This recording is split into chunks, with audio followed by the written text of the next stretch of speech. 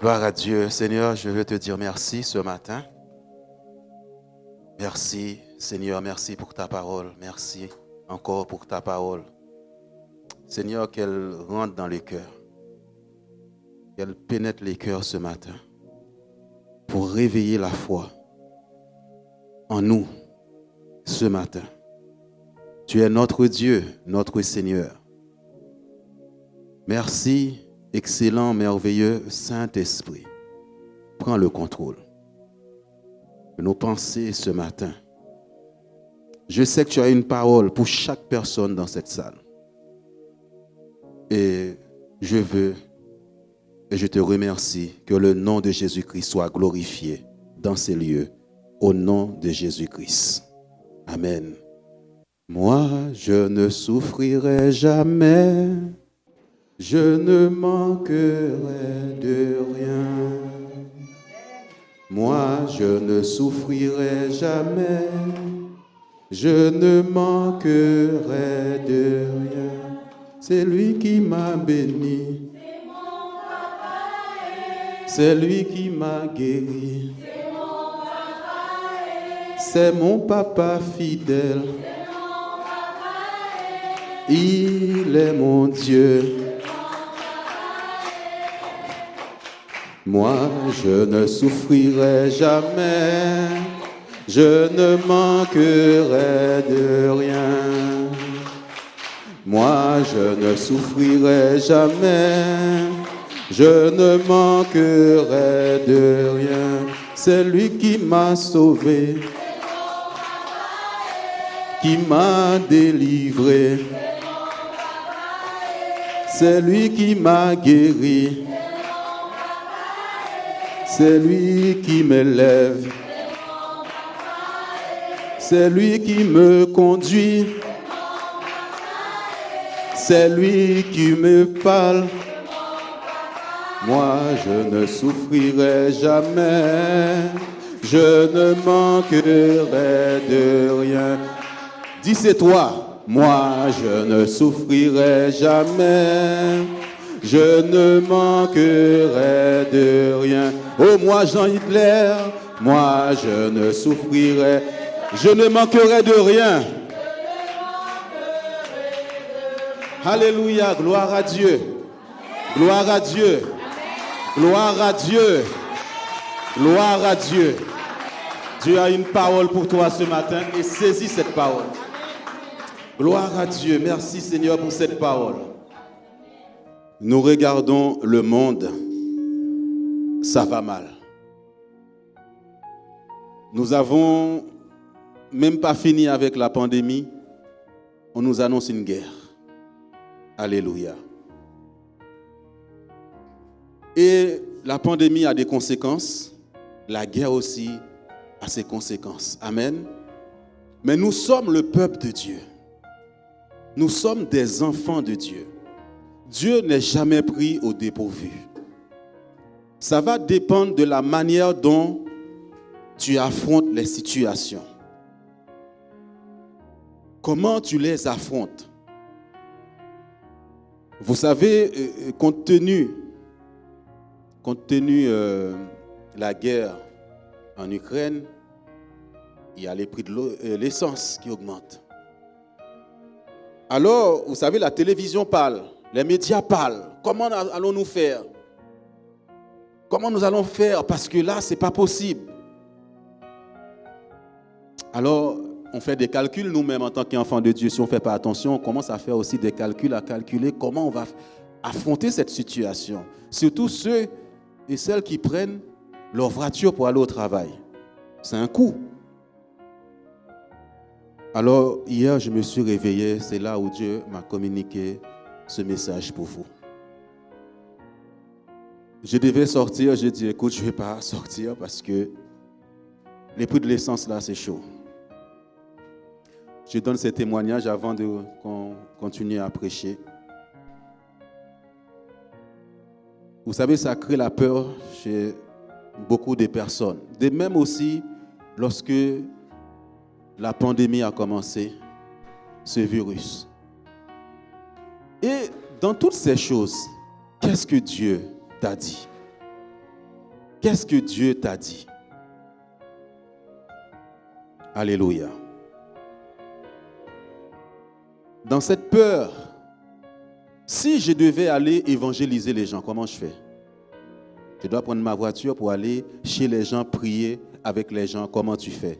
Comment tu fais, sœur Brigitte? Comment tu fais chez sœur Nathalie? Comment tu fais, sœur Sylvia? Ça crée une certaine peur. La peur du lendemain. Si je prends ma voiture tout le jour, je n'aurai pas d'argent. N'est-ce pas? C'est une peur invisible qui est là. Et pourtant, nous venons de chanter « Je ne manquerai de rien ».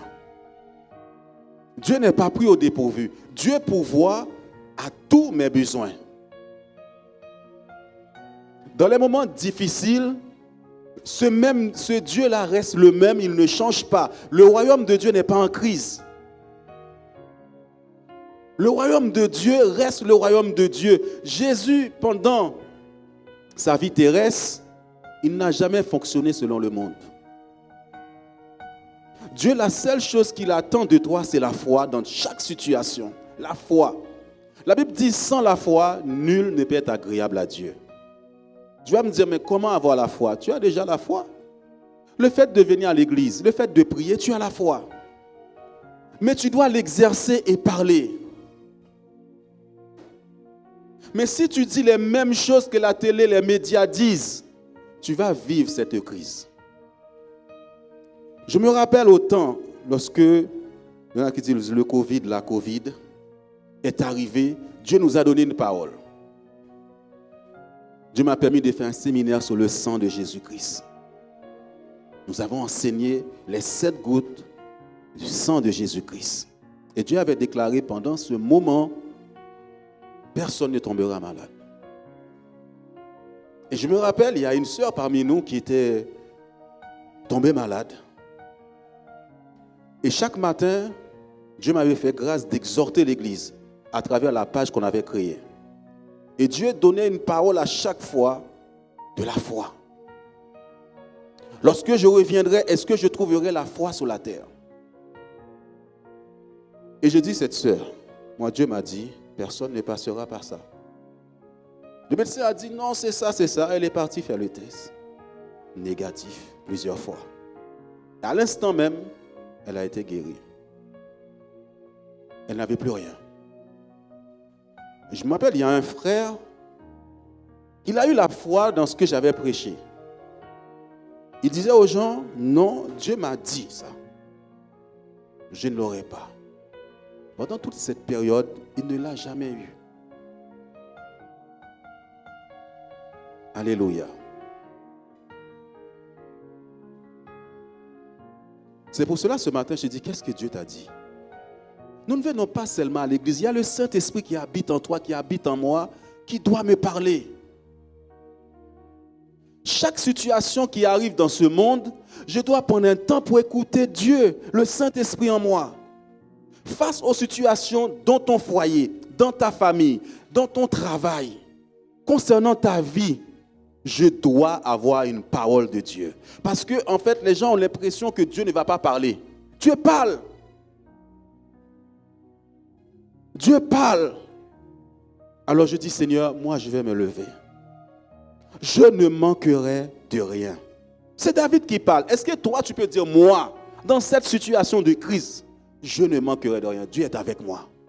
Si tu as eu la foi pour cette pandémie, pourquoi tu ne peux pas avoir la même foi aussi au temps de crise, au temps de difficultés dans ta vie, au temps où tu es malade, au temps où les choses vont mal dans ta vie? Pourquoi tu ne peux pas avoir la même foi et proclamer la parole de Dieu? David, là, c'est David qui parle. Il dit, l'Éternel est mon berger. Je ne manquerai de rien. Et je peux vous garantir, Dieu a commencé à me parler de la foi, de la foi, de la foi, de la foi. Toi, tu es dans un projet. Tu es dans un projet. C'est pendant que Yolette chantait tout à l'heure, Dieu m'a encore inspiré cela. Et hier, Dieu m'a donné cette pensée et je commençais à exécuter l'ordre de l'Éternel. Il y a des choses que j'ai envie de faire. Mais je me suis dit, il faut que j'ai de l'argent pour le faire. J'attends l'argent pour le faire. Je vais vous garantir une chose. Tant que tu attends cet argent, il ne viendra pas comme ça. Il faut que tu commences quelque part. Commence à poser une pierre. Alléluia.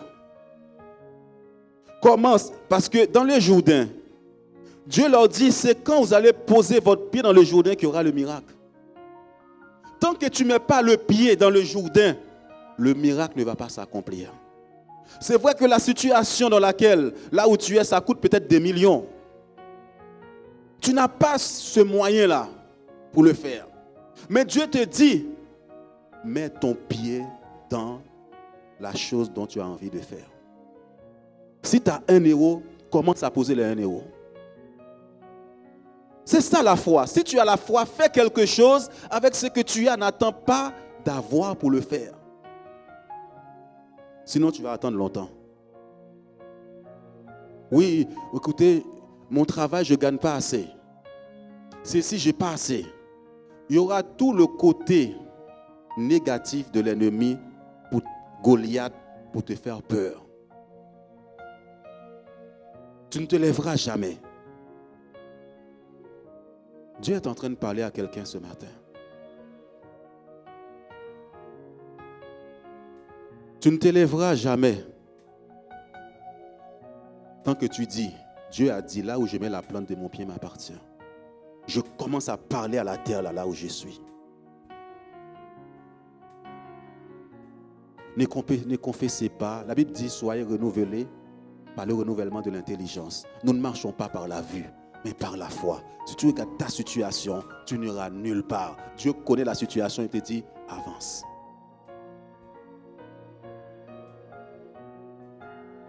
Mets ton pied. C'est là que tu verras le miracle. Nous l'avons chanté. Dieu va faire encore des miracles. Dieu va faire encore des prodiges. S'ils n'avaient pas donné le 2 poissons, les 5 pains, il n'y aurait pas eu de miracle. La chose là qui te paraît difficile, commence. Arrête de regarder à la crise. Arrête de regarder la famine. Il y a toujours eu des famines au temps des peuples de Dieu. Nous sommes dans ce monde, mais nous ne sommes pas de ce monde. Nous ne fonctionnons pas comme le monde. Nous avons quelqu'un qui est avec nous qui s'appelle le Sauveur, le fidèle. Quelle est la parole que Dieu a donnée à l'Église? Quelle est la parole que Dieu t'a donnée, Claude? Quelle est la parole que Dieu t'a donnée, Sœur Christelle? Marie, quelle est la parole de Dieu? Marie-Jean, quelle est la parole de Dieu? Moi, je veux, quand je viens voir quelqu'un dans une situation, tu as le Seigneur, qu'est-ce qu'il t'a dit? Qu'est-ce qu'il t'a dit? Tu auras la paix de Dieu. Mais si ton cœur est rempli d'amertume, non pardon, des querelles, tu ne peux pas l'entendre. La paix se trouve dans les cœurs. Tu ne peux pas entendre, tu seras troublé. Tu auras peur de prendre la fuite. Il y en a même qui vont rester à la maison, je ne sors pas parce que l'essence est trop cher. Hein. Je ne vais pas sortir. Le diable t'a paralysé.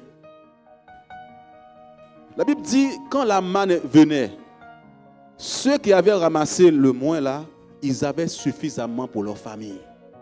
Et vous pensez que Dieu ne voit pas ce qui se passe actuellement? Regardez ce que Dieu dit. Voici, les jours viennent, dit le Seigneur l'Éternel, où j'enverrai la famine dans le pays, non pas la disette du pain et la soif de l'eau, mais la faim et la soif d'entendre les paroles de l'Éternel. Amen. Dieu dit, les jours viennent. Les jours viennent, j'enverrai la famine dans le pays. Les bruits. On va s'appauvrir. La vie devient trop chère. Mais les gens mangent quand même. Les gens boivent quand même. Les gens font la fête quand même. Il y aura des bruits à la télévision. Le chômage et tout. Mais Dieu dit, ce ne sera pas de la nourriture, ni de l'eau. Mais les gens ont soif d'entendre la parole de Dieu. Mais si le peuple de Dieu n'a pas ce langage de foi. Quand le monde viendra, pour écouter une bonne parole de ta bouche, alors que c'est toi qui es en train de te plaindre, tu as vu le prix de l'essence? Tu as vu la crise? Nous allons tous mourir. Les gens ont soif, ils ne savent pas comment faire. Il y a eu la pandémie, maintenant cette guerre, l'essence et tout. On doit leur dire, il y a une solution en Christ. Moi, je ne souffrirai pas. Daniel n'a jamais souffert. On dit à Daniel, on va t'enfermer là, tu vas mourir. Il dit, mon Dieu là va me sauver. Quelle est ta foi? Quelle est ta foi? David dit, quand je traverse l'ombre de la mort, quand je traverserai cette crise, cette famine, cette maladie, ce problème, l'Éternel sera là. Les gens ont besoin d'entendre une parole de ta bouche, toi. Mais c'est toi qui tu te plains. Au travail, j'ai payé, je fais le plein pour 110 €, 210 €, je ne sais pas. La Bible dit, ayez un même sentiment, un même langage en Christ. Ce que tu confesses là, c'est ça qui va t'arriver. Nous n'avons pas peur de quoi que ce soit. Tu n'as pas peur de quoi que ce soit. L'Éternel est mon berger. Parce que tu ne prends pas le temps de consulter Dieu. Tu ne prends pas le temps d'entendre la voix de Dieu dans les moments difficiles. David, c'est une déclaration qu'il fait. Moi, je ne veux pas faire un slogan pour dire je ne manquerai de rien, je n'y crois pas. Je crois en ce que je dis. Chaque période de la vie, c'est une opportunité. C'est des portes qui s'ouvriront. C'est des choses qui vont faire entrer ces gens dans l'église. Ils auront soif de la parole. Jésus est la solution. Comment ça se fait que toi, tu as cette paix alors qu'il y a la crise, il y a la famine, il y a les difficultés? J'ai Jésus dans mon cœur. J'ai l'assurance qu'il est avec moi tous les jours de ma vie. Si tu as eu la foi pour la pandémie, pourquoi tu n'as pas la foi aussi sous le côté financier? Il pourvoit à tous nos besoins. Alors à cause de ça, je n'irai pas faire mes courses. Je n'irai pas à l'église. Si quelqu'un est dans difficulté, je ne dois pas me déplacer pour aller prier avec cette personne. Rien ne doit t'empêcher de vivre. Consulte l'Éternel. Dans la difficulté, n'écoute pas tout de suite à prier. Essaye de comprendre ce qui est en train de se passer dans le monde, dans ta vie, dans ta famille, autour de toi. Dieu va te dire, je suis là. Je suis là, ne crains pas. Regarde combien de fois Jésus va dire aux disciples, ne crains pas. Ne crains pas. Les gens acceptent les difficultés. Il dit, quand tu traverserais le feu, l'eau, ces choses-là ne vont pas te détruire. Et dans ce passage-là, parfois, lisez Daniel, le livre de Daniel. Daniel a toujours une parole de foi. Qu'est-ce que Dieu t'a dit? Je prends toujours ça comme exemple. Quand Dieu nous a dit de commencer cette œuvre, il y a quelques personnes au milieu de nous qui allaient traverser des moments très difficiles. Et c'était vraiment une tempête pas possible. Une tempête terrible. Hein?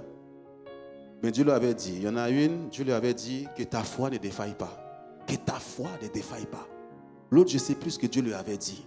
Et dans les moments difficiles, je venais, je lui dis, rappelle-toi ce que Dieu t'a dit. Avant que les choses arrivent, Dieu nous avertit. Dieu nous prévient. C'est parce que tu ne prêtes pas attention. Qu'est-ce que Dieu a dit à l'église? Même dimanche dernier encore, qu'est-ce que Dieu a dit? Je me pose. Je ne suis pas troublé. La Bible dit, un enfant de Dieu, le juste, ne craint pas les mauvaises nouvelles. Son cœur est ferme dans le Seigneur. Toi, cette crise, Dieu qui est en moi est plus fort. Il dit que la parole ne s'éloigne pas de ta bouche. La parole de Dieu. Le succès m'accompagneront tous les jours. Le monde chancelle. Mais ceux qui se confient en l'Éternel, il fait quoi? Alléluia.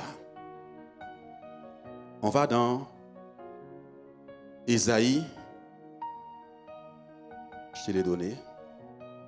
Merci Seigneur. Si l'on vous dit, consultez ceux qui évoquent les morts et ceux qui prédisent l'avenir, qui poussent des sifflements et des soupirs, répondez, un peuple ne consultera-t-il pas son Dieu? S'adressera-t-il aux morts en faveur des vivants? Amen. Si l'on vous dit, dans ce moment difficile parfois, quand je dis difficile, ça dépend comment tu l'abordes. Nous avons abordé la pandémie avec la parole de Dieu. Il y a des gens qui disent, même si je tombe malade, je sais que je me relèverai. Ça dépend ce que tu dis de ta bouche. Je peux traverser l'ombre de la mort. Je ne crains aucun mal. Je ne crains aucun mal parce que Dieu est avec moi. Mais il y en a qui peuvent vous pousser à aller évoquer, chercher des mauvaises choses dans le monde. Des conseils dans le monde. Mais moi, je vais consulter mon Dieu. Qu'est-ce que je dois faire dans cette situation? Et j'écoute pour entendre la voix de Dieu. Il y a des choses qui arrivent sur l'église.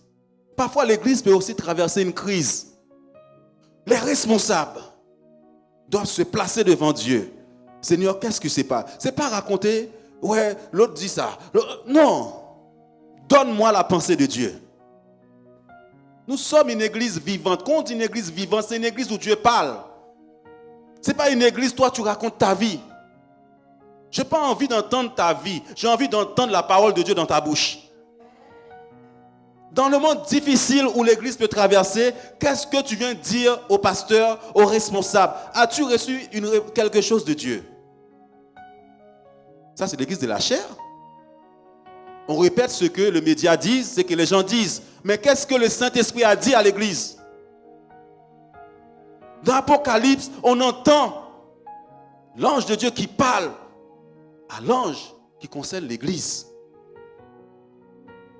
Moi, je vais consulter mon Dieu. Il va me dire, Jean, ne fais rien, reste tranquille.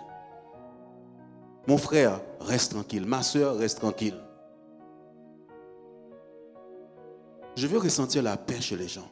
Quand je viens te voir, dans des moments difficiles, je veux ressentir cette paix de Dieu. Je vous donne ma paix. Pas comme le monde donne. Le monde a la paix quand il y a l'argent. Quand ça marche, nous avons la paix malgré les difficultés.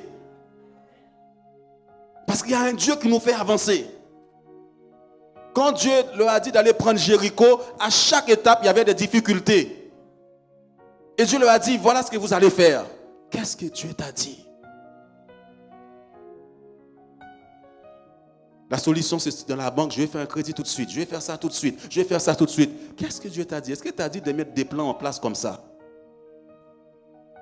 Dieu te dit tout simplement, envoie ton dossier. Envoie. Toi, tu commences à chercher des solutions à gauche, à droite. Dieu dit, envoie ton dossier. Même s'il y a des difficultés, moi, je suis derrière. Je suis avec toi. Toi, tu cherches déjà des solutions à gauche, à droite. La solution, c'est Jésus-Christ. C'est pas autre chose, c'est Jésus.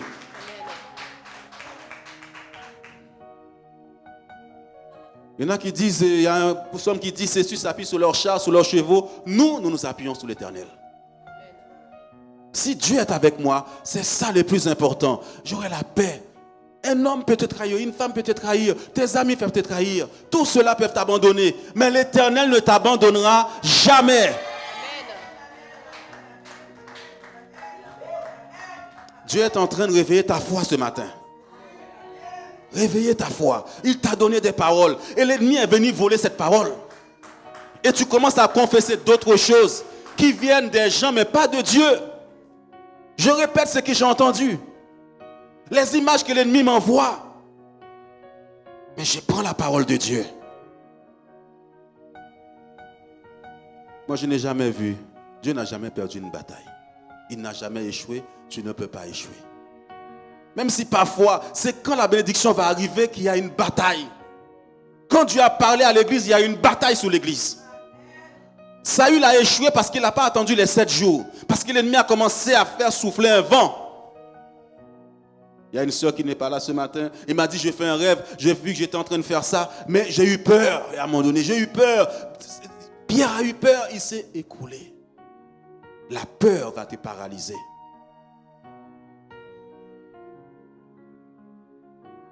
Alléluia. Genèse, chapitre 25, 19 à 23, je crois. Voici la postérité d'Isaac, fils d'Abraham. Abraham engendra Isaac. Isaac était âgé de 40 ans quand il prit pour femme Rebecca, fille de Bethuel, l'araméen, de Padam Aram, et sœur de Laban, l'araméen. Isaac implora l'Éternel pour sa femme, car elle était stérile, et l'Éternel l'exauça. Rebecca, sa femme, devint enceinte. Les enfants se heurtaient dans son sein, et elle dit, « S'il en est ainsi, pourquoi suis-je enceinte ?» Elle alla consulter l'Éternel. Et l'Éternel lui dit, « 2 nations sont dans ton ventre, et 2 peuples se sépareront au sortir de tes entrailles. Un de ces peuples sera plus fort que l'autre, et le plus grand sera assujetti au plus petit. » Amen. Chaque chose qui t'arrive dans ta vie, c'est une révélation que Dieu veut te donner pour la suite. Rebecca était avec Isaac, la femme d'Isaac. Ils avaient du mal à avoir un enfant. Je ne sais pas ce que tu as du mal, que tu avais du mal à avoir. Et Dieu est venu t'accorder la chose. Ils ont prié, Dieu a accordé. Dieu les a exaucés. Mais des difficultés ont commencé à venir. Au milieu même de la réponse que Dieu t'a donnée, il y a des difficultés. Il y en a qui commencent à faire la guerre spirituelle, le combat est spirituel. Rebecca dit, mais s'il en est ainsi, pourquoi je suis tombée enceinte? Si Dieu m'a accordé cette bénédiction, mais pourquoi cette bataille? Qu'est-ce qui se passe dans mon ventre? Pourquoi toutes ces choses négatives autour de moi? Dieu m'a donné une parole. Qu'est-ce qui se passe? Pourquoi cette difficulté si ça vient de Dieu? Regardez la réponse de Rebecca. Tu peux revenir en arrière, s'il te plaît? Les enfants se heurtaient dans son sein. Et elle dit, si on est ainsi, pourquoi suis-je enceinte? Elle alla consulter l'Éternel. Pourquoi cette bataille? Pourquoi ça ne va pas dans ma tête? Pourquoi je suis troublé? Alors que tu as une parole de Dieu. Alors que Dieu t'a accordé la victoire. Il a dit, envoie le dossier. Fais ceci, fais cela. Va prendre Jéricho. Je suis avec toi. Mais autour de toi, tu te heurtes à beaucoup de refus. Parfois, c'est ça. Je me rappelle, je donnerai toujours ce témoignage. Quelqu'un qui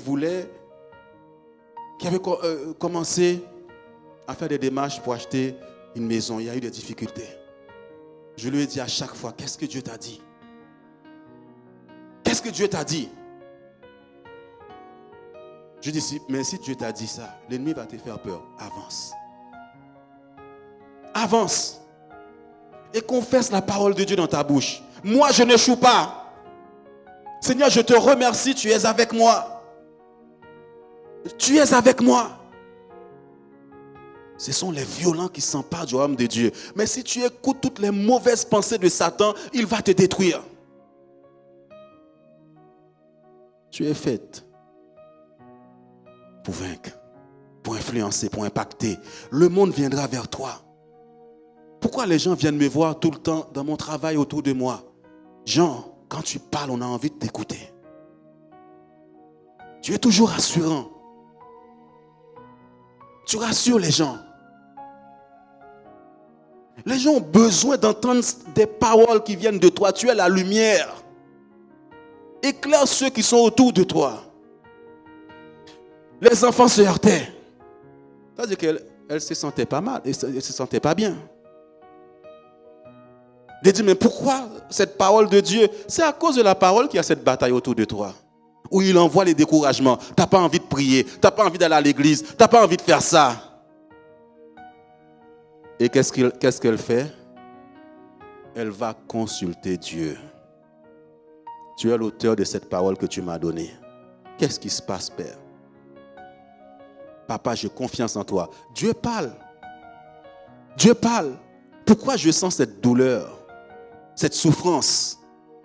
Pourquoi je ne me sens pas bien? Alors que j'ai l'impression qu'au fond de moi, il y a une petite joie. Qu'est-ce qui se passe? Va consulter Dieu. Toi, tu aimes trop aller consulter les médecins, c'est bien. Il y a des moments où il faut aller consulter celui qui est l'auteur de la foi. Pourquoi cette bataille? Pourquoi je ne suis pas bien? Pourquoi je suis troublé?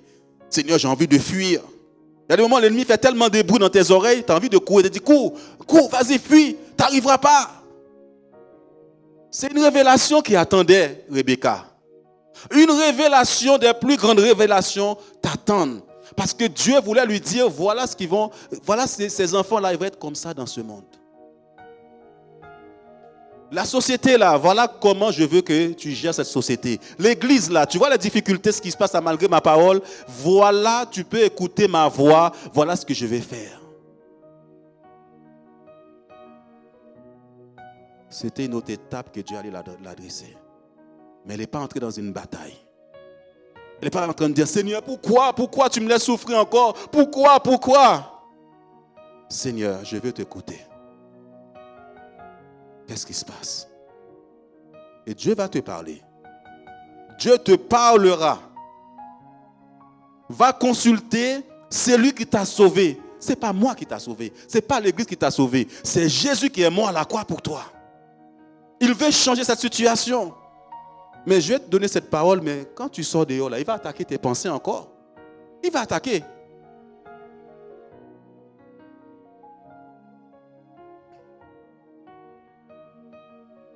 Dieu dit, il y aura 2 nations qui sortiront de ton ventre. Il y aura des choses qui sortiront de cette église, de toi, de ta vie. Mais tu es trop troublé. Satan a déjà rempli ton cœur de beaucoup de choses, de la peur, les doutes, l'incrédulité. Et quand quelqu'un est agité, ça fait des problèmes autour de ces personnes-là. Dès que tu parles avec cette personne, elle est agressive. Elle veut se battre parce que son cœur n'est pas encore rempli de cette paix de Dieu. Parce que quand tu parles avec quelqu'un, s'il y a la paix dans le cœur, tu vas sentir les paroles qui vont sortir aussi, il y a la paix. Parce que la personne a peur.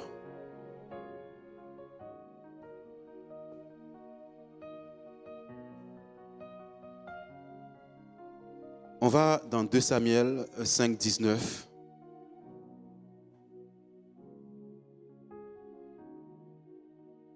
David consulta l'Éternel en disant, monterai-je contre les Philistins? Les livreras-tu entre mes mains? Et l'Éternel dit à David, monte, car je livrerai les Philistins entre tes mains. Alléluia. Voici quand quelqu'un a cette maturité spirituelle, quand il connaît Dieu, quand tu connais Dieu. Ce n'est pas du blablabla. Ouais, tu vois, l'autre, il donne sa pensée, fais ça, fais ça, fais ça. Ça vient d'où? De la parole de Dieu? Fais ça. Fais comme ça, tu vas réussir. Fais comme ça, tu vas réussir. Au lieu qu'il aille consulter l'Éternel dans cette bataille. Parfois, tu peux être face à une situation très compliquée dans ta vie. J'étais dans une situation très compliquée et ça me troublait. Où j'étais très persécuté. Très persécuté.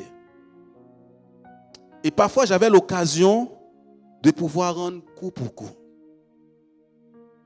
Mais j'ai cherché la face de Dieu. Comme j'ai cherché la face de Dieu, au moment où j'ai eu l'occasion de frapper, il y a un chant, en ce moment que les enfants chantent beaucoup à la maison. Sur le chemin, je dis aujourd'hui, ils vont voir. Je vais dénoncer ce qui se passe. J'entends ce chant qui vient sur mon cœur. Laissez tout à Dieu. Je crois que c'est frère Oscar qui l'avait envoyé une fois sur la page. Je laisse tout à Dieu. Je laisse tout à Dieu. Dans les moments difficiles, dans les maladies, je laisse tout à Dieu. Quand des fois un chant vient sur ton cœur, Dieu est en train de te parler. Parfois, il y en a, je vais entendre la voix de Dieu comme ça, comme ça. Dieu te parle à travers de différentes manières. Alléluia. Dieu te parle. Et à un moment donné, j'avais tellement décidé d'aller faire ça. Et j'entends le Saint-Esprit qui m'arrête, qui me dit, Jean, je suis en train de te parler. Par ce chant, je suis en train de te parler. Laisse ça à Dieu. Va pas te bagarrer. Va pas entrer là. Laisse ça à Dieu. La famille te persécute, laisse ça à Dieu. Tu as déjà porté plainte à Dieu. Laisse cette bataille, il combattra pour toi. Et Dieu dit à David, monte. Il y a des moments où Dieu va te dire, n'y va pas. Il y a des moments où il te dit, va. N'est-ce pas, Nimon? Consulte Dieu. Là, quand je consulte Dieu, je ne suis pas en train de prier. Je suis en train de poser des questions à Dieu. Et je fais silence et qu'il me parle. On appelle ça une intimité. Si le monde va consulter leurs marabouts, leurs sorciers, tous ces diables-là, et toi, tu ne consultes jamais l'Éternel pour ton avenir, pour ta vie, alors qu'il t'a parlé déjà. Il y a des moments, quand tu sens le trouble autour de toi, tu sens que tu n'es pas en paix, tu sens les choses autour de toi, rien ne va. Rentre. Je vous donne des secrets de ma vie de prière. Je rentre, je dis, Seigneur, j'ai besoin de t'entendre. Seigneur, j'ai besoin de me blottir dans tes bras. J'ai besoin de la paix. Autour de moi, ça ne va pas. Dans les foyers, ça ne va pas. Au travail, ça ne va pas. La famille, ça ne va pas. J'ai besoin de toi. Là, je ne parle pas. Je peux être assis dans cette présence de Dieu. Et je ne parle pas. Je dis, Seigneur, je veux entendre ta voix. Il y a des choses, tu as besoin d'une parole de Dieu qui va faire la différence. Il y a des moments, tellement tu as entendu des choses, tu vas répéter ces choses qui vont te détruire. C'est des moments même où l'ennemi va te dire, n'appelle pas le pasteur. Hein. Mais non, tu le déranges là. Mais non, mais tu préfères appeler quelqu'un d'autre qui va encore remplir ta tête de mauvaises choses. Ne l'appelle pas, tu le déranges, il y a les enfants, il y a ça. Appelle-moi. Appelle-moi. Vous savez, il y a 2 sœurs qui ont fait des rêves, ils m'ont expliqué ça, elles allaient entrer dans un combat spirituel pas possible. Je leur ai dit, mais Dieu, à travers ce rêve, Dieu t'a béni. L'ennemi peut te dire, ne le dérange pas, il est au travail là. Laissez-moi un message, je vais vous rappeler après. On parlera de la parole de Dieu ensemble. S'il faut qu'on prie ensemble, on priera ensemble. Qu'on cherche la face de Dieu ensemble. C'est ça l'amour de Dieu. As-tu consulté Dieu, Jeanne? Frère Franck, est-ce que tu prends le temps de consulter Dieu? Regardez ce qui va se passer dans une famille. 2 Samuel 21, 1-6. 2 Samuel 21, 1-6. Du temps de David, il y eut une famine qui dura 3 ans. David chercha la face de l'Éternel et l'Éternel lui dit, « C'est à cause de Saül et de sa maison sanguinaire. C'est parce qu'il a fait périr les Gabaonites. » Le roi appela les Gabaonites pour leur parler. Les Gabaonites n'étaient point d'entre les enfants d'Israël, mais c'était un reste des Amoréens. Les enfants d'Israël s'étaient liés envers eux par un serment, et néanmoins, Saül avait voulu les frapper dans son zèle pour les enfants d'Israël et de Juda. David dit aux Gabaonites, « Que puis-je faire pour vous, et avec quoi ferai-je expiation, afin que vous bénéficiez l'héritage de l'Éternel ?» Les Gabaonites lui répondirent, « Ce n'est pas pour nous une question d'argent et d'or avec Saül et avec sa maison, et ce n'est pas à nous qu'il appartient de faire mourir personne en Israël. » Et le roi dit, « Que voulez-vous donc que je fasse pour vous ?» Il répondit au roi, « Puisque cet homme nous a consumés et qu'il avait le projet de nous détruire pour nous faire disparaître de tout le territoire d'Israël, qu'on nous livre 7 hommes d'entre ses fils et nous les pendrons devant l'Éternel à Gibéa de Saül, l'élu de l'Éternel. » Et le roi dit, « Je les livrerai. » Amen. Est-ce que tu peux revenir en arrière, s'il te plaît? Tout au commencement. Merci. Regardez ce qui se passe. Du temps de David, il y a eu une famine, une crise. Je ne sais pas, peut-être qu'il y a une famine quelque part. Des problèmes. Pendant 3 ans, David n'a pas de solution. 3 ans, pas de solution. Je ne sais pas combien de temps ça dure dans ta vie. Pas de solution. Pas de solution. Il prie. David, c'est un homme de prière. C'est un homme de prière. Sylvia, c'est une femme de prière, mais ça dure, ça fait 3 ans. qu'est-ce qu'il va faire maintenant? Il fait une pause. J'arrête de prier, je vais entendre Dieu. Qu'est-ce qui se passe là, Seigneur? Qu'est-ce qui se passe dans ma vie, dans ma famille? Ça ne va pas dans ma famille. Parce que Dieu veut te révéler la solution, il veut te donner la solution. Et c'est toi qui vas régler ce problème-là. Pendant 3 ans, il y a une famine, il est roi, c'est-à-dire le peuple là est en train de périr. À cause de cette famine, à cause de ce problème, dans ta famille là, ça ne va pas. Ça ne va pas. Mais la Bible dit, David chercha la face de l'Éternel. Il y a d'autres versets qui disent, il allait consulter l'Éternel.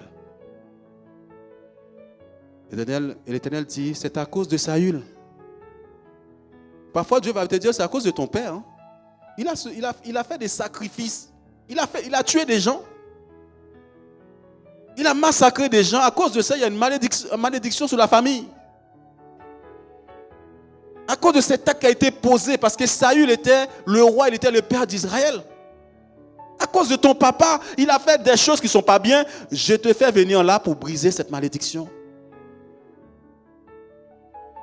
L'affaire, lorsque nous sommes chrétiens là, nous ne venons pas à l'église pour dormir.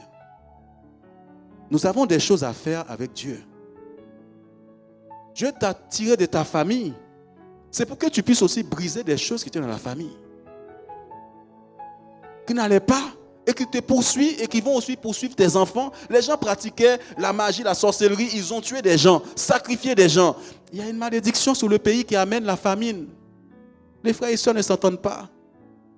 Toi-même, tu es en train de te déchirer avec les autres. Dieu dit à David, voilà le problème de ce pays. Vous avez beaucoup de gens prient pour Haïti, là. Depuis que je suis tout petit, on prie parce que Haïti a fait une alliance avec le monde. Dieu n'a jamais résolu ce problème-là. Je n'étais même pas encore chrétien, on fait des jeûnes et prières 40 jours. Mais à quel moment Dieu va répondre? C'est qu'il y a un autre problème. Place-toi devant Dieu. Je veux entendre la voix de Dieu. Tu dois entendre la voix de Dieu pour toi. Rentre dans ta chambre. Et quand tu l'écoutes, mets en application la parole de Dieu. S'il s'agit de la famille, si Dieu te dit ça, il donne aussi la solution pour la famille. Si c'est dans le ventre, comme Rebecca, si Dieu te l'a donné, un souci, pose-lui la question. Est-ce que moi j'étais là? Pourquoi c'est le pasteur? Pourquoi c'est les autres, le médecin? Le médecin, il est pour rien, lui. C'est toi et Dieu. Écoute sa voix. Mais le problème, c'est que beaucoup de gens disent, non, il n'y a que le pasteur qui peut entendre la voix de Dieu. Moi, je ne peux pas l'entendre. C'est faux, ça. Dieu parle. C'est comme ça que tu vas savoir que Dieu est un Dieu vivant. Parce que jusqu'à présent, tu vas à l'église juste pour aller à l'église. Mais tu ne sais pas que Dieu veut une relation avec toi. De te parler. Quand tu arrives au milieu des difficultés, tu as une telle assurance que les gens vont dire, il a quelque chose. Toi-même, au lieu des difficultés, tu as peur. Et David va régler le problème. Vous voyez? C'est un problème simple, mais ça a duré 3 ans. Parce qu'il n'a pas pris le temps d'écouter Dieu. Tu pries. Tu jeûnes même. Parfois, c'est juste demander à Dieu, qu'est-ce qui se passe? Pourquoi mes enfants sont comme ça? Ils sont dans l'échec. Mais il ne faut pas se cacher la face. Si je vois mon fils là, il ne va pas à l'école, il faut que je me pose, Seigneur, qu'est-ce qui se passe dans sa vie? Seigneur, ma vie, moi, quand Dieu m'a pris, j'ai pris un temps pour savoir, Seigneur, qu'est-ce qui a été fait dans ma vie? Depuis que je suis au monde, qu'est-ce qui s'est passé? Dieu a commencé à me montrer des choses. J'ai commencé à briser ça par le sang de Jésus-Christ sur ma vie. David n'avait pas cette révélation. Dieu est en train de te parler ce matin. Peut-être que tu as côtoyé un homme. Et cet homme-là t'a livré à certaines choses sans que tu le saches. Tu as rencontré une femme qui t'a livré à des choses et qui te poursuivent. Il faut que Dieu te donne la révélation de ces choses-là. Il y a plusieurs étapes. Dieu a parlé à plusieurs cas. Mais Dieu t'a donné la victoire ce matin. T'a donné la victoire. Merci Seigneur.